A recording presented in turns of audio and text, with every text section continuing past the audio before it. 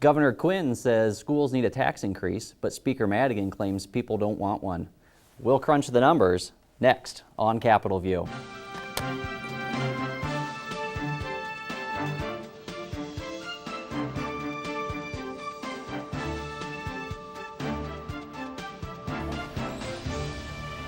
Hello and welcome back to another CapitolView. I'm your host this week, John Patterson, the state government editor for the Daily Herald in suburban Chicago. Joining me in my giant calculator is a star-studded panel to talk about Governor Quinn's budget. We've got Kurt Erickson from the Lee Newspapers Bureau. Kurt, thanks for being here. Yeah, good to be here. And fresh from the campus of the University of Illinois at Springfield, we've got Charlie Wheeler, noted budget expert when he's not teaching the young minds of journalism how to cover the budget. Charlie, thanks always for being here. My pleasure. And Melissa Hahn joins us from the Illinois Radio Network's Bureau at the Capitol. Melissa, thanks for being here too. Anytime. So before I set Charlie loose on the budget, Governor Quinn this past week gave what is a stunning, if not shortest speech I think I've ever seen or heard him make. A 20-minute rush through of the state's financial situation, which isn't good, capped with a surprise 1 percentage point income tax increase to pay for schools. That tax increase would prevent any cuts and just leave the budget hunky-dory for everyone else to figure out. The catch would be there's still an $11 billion hole that we're still kind of grasping on how the governor's going to solve it. But from that, I will turn Charlie loose and we'll go from there. Charlie, what should people know about the budget? What do you think? What's next? Well, I think the budget presentation that Governor Quinn gave really sidestepped a major issue. How do we deal with the problem that the state has in that the revenue structure does not produce enough money to meet the commitments to which we're obligated? And Quinn made a tiny little tweak. Now, granted, $2 billion in cuts, which he proposed, is a lot of money, particularly coming out of the education budget where most of it would come from. And yet when you're looking at a $13 billion hole and the solution for the other $11 billion is basically borrow and don't pay bills, I don't think that that adequately addresses the question. And it could be that he's just taking his cue from House Speaker Michael Madigan and Republican leader Tom Cross. Cross says, we're not going to vote for any tax increases. Madigan says, I'm not going to vote for any unless Cross and his people help. And so maybe Quinn is just running up the white flag and saying, well, this is the best I can do. I'll ask for this 1 percentage point increase, generate a couple $2 billion so we won't have to cut schools, maybe pay off some of our other bills, but I'm not really going to put forward a bold plan because I don't think that I have the clout politically to push it through. And I certainly don't think the desire is there on the part of the legislature. So I think it was sort of a, what would you say, it was sort of a punt more than any kind of dramatic step forward to try and resolve the serious problems we have. The governor, as Charlie mentioned, the borrowing and not paying bills, the $11 billion that would be left over in a deficit, the governor's plan appears to be borrow roughly $5 billion to cover that, and then just roll the rest of it over in unpaid bills into the next budget, which is kind of what we've been doing in this budget. Kurt, what stands out from the budget for you? Well, it makes it, the governor's budget makes it very easy for lawmakers to not support it and maybe support, a temporary 6-month budget that gets them through to the election so they can assess whether they want to vote for a tax increase or not. But vote for a tax increase that doesn't really get anything, and it replaces federal money that was lost or that's not coming. And if you don't like that, you could vote for a budget that severely cuts and relies on borrowing. So it would be very easy for a lawmaker to say no. And what I think is going to happen, and I think maybe Quinn doesn't realize this, but I think he does, that we're looking at some kind of a budget similar to the current year's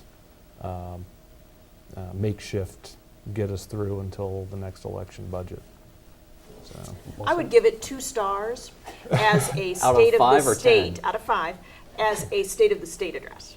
I don't even know how to qualify it as a budget address because I don't know about you all, but I left the office yesterday waiting for the budget address, waiting for a budget book, waiting for something with a bunch of numbers on it that we didn't get. And the budget book was tucked onto the internet later, but you know, we got that packet at the budget briefing, and you have to understand that we usually get this CD and a huge book, and seems like 6,000 press releases from each of the agencies, and then another book that has some of the bottom level, the head count, the expenditures, et cetera. And we got these two little things. One was kind of a press release, and the other side was a 25-page PowerPoint. And I think that really laid the groundwork for what we were going to get, which was virtually nothing. And I think you all are right. It really isn't a solution to the problems, because it basically says, let's keep doing what we're doing. Balance the budget largely on the backs of the folks who do work for the state in terms of contractors, et cetera. We'll just push off those bills for another 6 months or so, and maybe borrow, which unfortunately takes a little more effort than just saying I'm going to borrow. You have to have some approval for that. I feel like we didn't cover a budget speech. Well, and he's using the state's schools as sort of his foil to try and, you know, make himself look better. You know, if you don't vote for this, you don't support kids. Right. Come on. Well, and you notice that the Republicans didn't spend much time taking that to heart. House Republican leader Tom Cross and Senate Minority Leader Christine Radogno, both suburban Chicago Republicans, said, you know what, I think voters are smarter than that. I think they see this for what it is. It's a game, you know, do this tax increase or I'm going to lay off 17,000 teachers and some school staff. See ya. And leave the and leave the House chamber. I can't say that voters are smart enough to see it for what it is, but I certainly wish they weren't. I should add that the governor got extra time to put this presentation together. Thank heavens. Imagine what it would be like if he hadn't had those 4 weeks. Instead of a 25-page PowerPoint that we got, we might have only had 19. And from what I could gather, those 2 weeks were used to gather quotes to fill in the quote balloons that were in the PowerPoint presentation, so that Tom from Peoria could say something about cutting spending. And the anonymous folks too. Yes. So that's I'm not quite for sure exactly what the point of the extra weeks was. Maybe they had to color in the balloons. One of the other key portions in this for coming up with more money is currently the state shares a portion of the income tax with every village and city in Illinois. Quinn would propose scaling that back from 10% to 7%, and that would get the state about another $300 million. Mayor Daley in Chicago is not keen on that idea, and he would be the biggest mayor of all of them, but most mayors and village presidents are struggling with their own problems of financial collapse of property tax rates and their own dismal sales collections, so they're not big on it. Charlie, you think that plan will fly?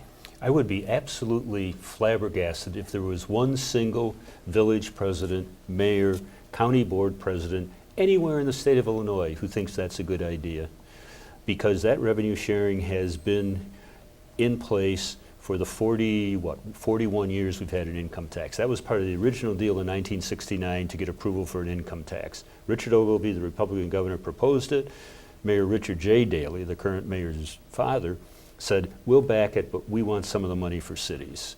And the original slice was 1/12, and then later on, in return for expanding the income tax rate, the slice for the locals went to 1/10. The likelihood of that passing is less than zero, I would say. Well, that's right after the speech was completed. Senate President John Cullerton was asked, you know, would you support that aspect of the budget? And he said no. So there was a $300 million hole in Quinn's idea.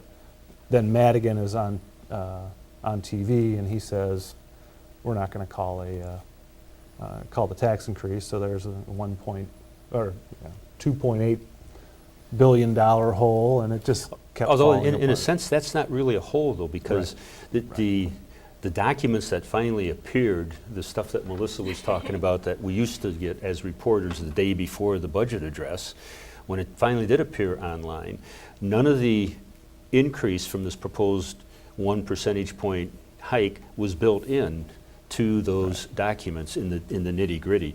And one of the things in going over them, I noticed, you said he was using school kids as a foil. Interestingly, the level of cut from education overall for public school kids was about 17%. The cuts on individual programs were greater for those programs that particularly benefit suburban areas, as opposed to those programs, the main program, general state aid, which benefits school districts across the state, predominantly districts in downstate rural areas. That wasn't whacked as deeply as some of the other programs that pay for example, special education, bilingual education, reading programs, the kind of things where traditionally suburbs have done better. I was going to note that back real quickly on the sharing this income tax with the local governments, that or stopping sharing. That actually was a plan of Adam Andrzejewski in the Republican primary, and he was very vocal in saying, I would just end it completely. We shouldn't be giving it to him anymore. So at least Quinn is reaching out to the, I suppose, one person. Yes, to get some support there. But see, I can't see Republicans supporting that either, because every legislator has municipal officials, A lot of them are mayors, former municipal officials. yeah, or county board presidents in their district, and nobody's going to be for that. So Republicans aren't going to jump on board to do this either. You mentioned the 17% cut for education. In going through the budget, nobody else gets hit that hard. It's back to the Republicans. Well, some particular agencies do. I think Comptroller Heinz's budget gets whacked more than 17%. His is more in the low 20s. Okay, nobody that's going to bring protesters to rally at the Capitol to save the comptroller's office. I'll clarify. But in general, for the like for human services, for health care, for all the other things that the state does, it's interesting that he picks education to be the one thing that he's going to target more than anything else, and that kind of leads to the Republican criticism that you're scaring people with school children and taking them hostage for your tax increase. And I think you foreshadowed that by talking about rallies at the Capitol. What is going to bring all those folks with signs, with children, cutting education? I would raise an issue, though, kind of playing the devil's advocate. Perhaps one of the reasons that he didn't cut into, say, Medicaid healthcare, which is one of the single largest expenditure, is because every dollar we spend for Medicaid, we get 62 cents back from the federal government. So if you want to save $1 billion and you cut $1 billion from Medicaid, you're only going to save $380 million, because you'll lose that other $620 million. So you'd have to cut almost twice as much to achieve the same savings in state dollars. On the other hand, he could, for example, save billions of dollars if they suddenly decided we will no longer pay for health care for state workers. I'm covered by the state university's health care system. All state workers have it, and it costs the state close to $3 billion a year to pay for that health care. So he could come in and say, okay, we're not going to do any health care.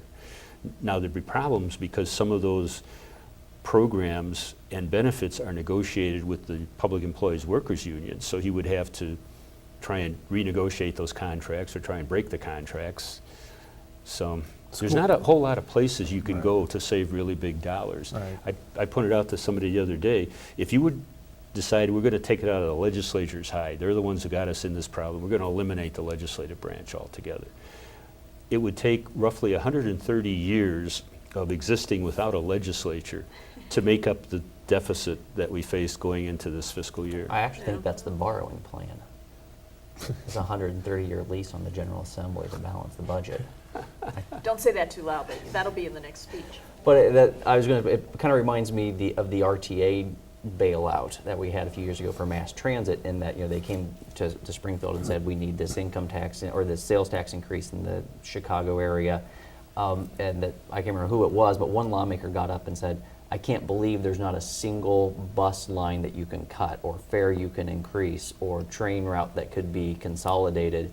And Quinn's budget seems very heavy on the status quo, and that the only thing that he's really talking about cutting is education. He's not going, this is Pat Quinn, who led the charge to reduce the General Assembly because they were a waste of money. I mean, his whole career has been built on nitpicking and finding little examples of waste to justify a bigger picture of irresponsible leadership.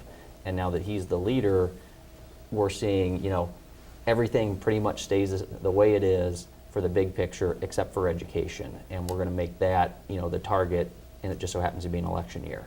Well, there are a couple other programs that got cut. For example, the state helps senior citizens pay for the cost of prescriptions. They're cutting that roughly in half. Now, it's not clear whether they're going to say, okay, we're going to increase the, what would you say, or decrease the income limit. So you have to be poorer to qualify for the program, therefore less people qualify. Or if they're going to say, we now cover these medications, we're going to reduce them in half, and we'll only cover half as many medications. So they haven't described how they want to save that 70 million there. So that's an area that got They cut. also were talking about changing retiree health benefits, and I believe what they're trying to do is anybody who, and I'm going to guess an age, you know, who retired when they're 55 and is not on Medicaid, Medicare, who's not on that yet, is going to end up paying somewhere in the neighborhood of between $200 and $500 a month for benefits under this plan. You know, in order to save, I can't remember exactly the amount, but that Hundreds was, of millions of dollars. yeah, it was the part that they're, you know, some of the little changes they're doing. I mean, it's not little, but it does target more than just school kids. Well, another thing that I found interesting is that they are talking about having some kind of changes in the state's pension systems going forward.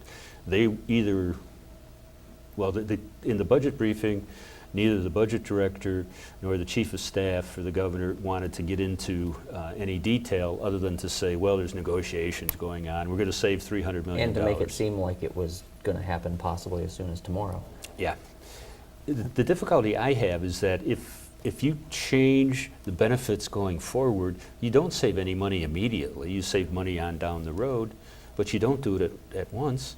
Even if we were to abolish pensions for state workers, university employees, public school teachers, and say, okay, no more pensions, we still have a commitment to pay off the benefits that have been earned so far.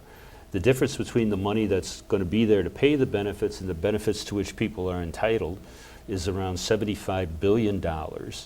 Just to tread water and not have that deficit increase, you'd have to put in the statutorily required, actuarially determined 8.5% interest, which I'm not good at doing math in my head, but it's probably around $6 billion a year, slightly more than $6 billion, just so you don't lose ground. And they're not proposing that in this budget. They're proposing about $4 billion. So it's just another example of not really forthrightly addressing the problem. And the latest on that is the governor's budget director has been doing some editorial board visits, and he visited the Daily Herald's, I guess it'd be the day after the speech, and he said that if we don't, two things don't occur. If we don't reform the pension system as the governor wants, and don't break gridlock at the Capitol, that we're going to get a double downgrade in our credit rating and be in the same boat as California, which will then, you know, really hit us a lot more for the however many $1 billion we're going to borrow to balance the budget. So that is the next kind of, whether it's reality or not, you can always debate the Capitol, but the next kind of PR push is we've got to do these things in order to avoid becoming the next California. Well, as a matter of fact, we've already surpassed California in the pension issue. There was a study done by the Pew Center on the States that showed Illinois is having the worst funded public pension system of any state in the union. So We're number one. or number Awesome. 50, depending on Yes, how you count. And we don't have beaches and mountains. Sea lions. It is for the pension reform. The governor has long, well, since last year, supported a new system for new hires where you would pay more And get less benefits. and get less benefits. You have to work longer and get a retirement annuity that would be less than the current workers. Senate President Cullerton threw into the mix limiting the maximum pension payout at $150,000 a year, which would be an interesting addition and probably well received by the public. I don't. Probably wouldn't save very much money.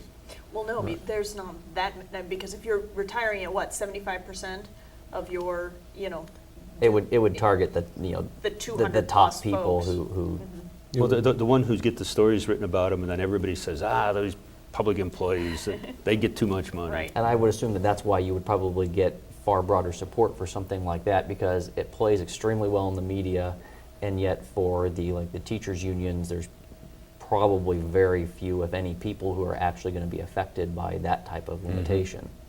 The unions are very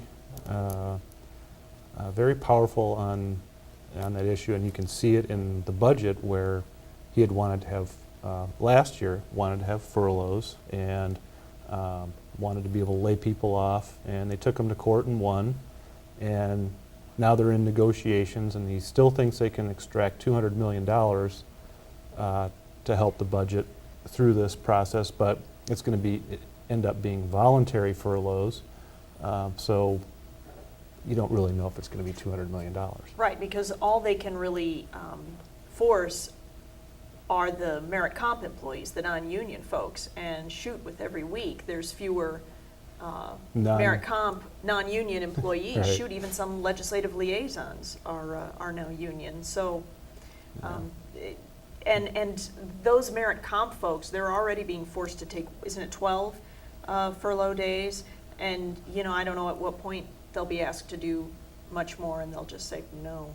Not that there's many jobs to go to, but if you can find another one, you might take it after you've been told you could take an extra unpaid week of vacation. As we mentioned, Speaker Madigan quickly, almost as soon as the speech was over on his next appearance, Speaker Madigan quickly doused the governor's tax plan by repeatedly saying that taxes are not something that people want to hear about in an election year or in this economy, was more to the point. And he applauded the governor for having the courage to still propose this, and has pointed out that, and people have pointed out in the past, he has supported it, the speaker.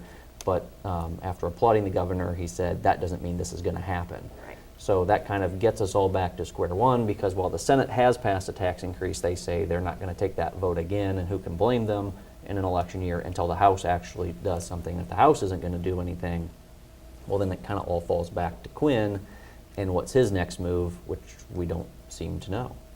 Well, and there's this talk about doing a 6-month budget. And so as a legislator, you can say, okay, we're sending you this 6-month budget. Here's how much it would cost to run this agency over the course of the year. We're only going to give you half of that, and we'll solve the rest of it after the election, when we maybe will raise taxes. Or if Bill Brady gets elected governor, it's his problem, and he can go out and sell pencils on the street corner to try and fill the gap. The difficulty with that is if you're the person running the agency and you figure, I'm only getting half of the money that I need to run the agency for the full year, do I dare spend all of that in the first 6 months and hope for something in the future? Or do I say, okay, I'm going to have to bite the bullet and cut my spending by half so that if I'm covered if nothing does happen? If you're the corrections director and you get a 6-month budget, I think it would be irresponsible to go ahead and spend it all in 6 months and hope that at the end of the time the money will be there. I mean, look what happened with the MAP program, that grant program for college students. In essence, the legislature gave 6 months worth of spending, and the Student Assistance Commission, rather than saying, okay, this is all we're going to get, so we will spread it out, we'll provide less help in the fall so there's money in the spring, instead blew it all in the fall. And I don't use blew it in the sense that this is irresponsible spending, because this is a very important program. It helps a lot of kids go to school. Tens of thousands of kids go to school. But when it was clear that all the money had been spent in the first 6 months, there's no money for the spring semester, college students from around the state came to Springfield, lobbied the legislature, and the legislature said, oh, okay, we'll increase the appropriation. The authority is there to spend money for the spring. We're not going to provide any more dollars. That's for the comptroller to figure out as he tries to juggle all these bills, these millions of dollars of bills, when he's got thousands of dollars of receipts to pay them.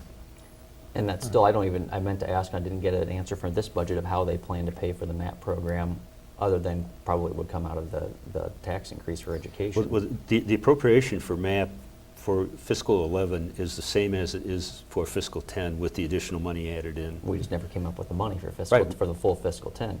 Well, by their own admission, they're not going to come up with, what do they want to roll over? $6 billion worth of bills that we're not going to come up with the money for. Charlie mentioned, and we should note before we run out of time, that Bill Brady is in fact the Republican nominee for governor. He won that by fewer than 200 votes over Kurt Dillard, so that will set up Governor Pat Quinn against Republican State Senator Bill Brady, with Rich Whitney, the Green Party nominee from Carbondale, for the next few months heading into November for that race.